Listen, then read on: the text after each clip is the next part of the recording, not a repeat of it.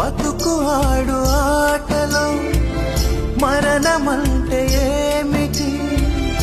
ఆటలోని అలుపు వంటి చిన్న మలుపులే జీవితాన్ని అందక జీవమెళ్ళిపోదులే,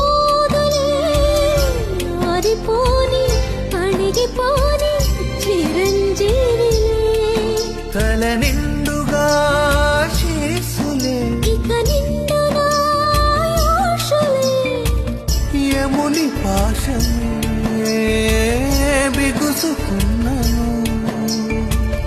మరణమన్నది మరల జననమే. నిండు నూరేళ్ల సావాసం స్వర్గమయ్యింది వనవాసం. దండగుచ్చాను నా ప్రాణం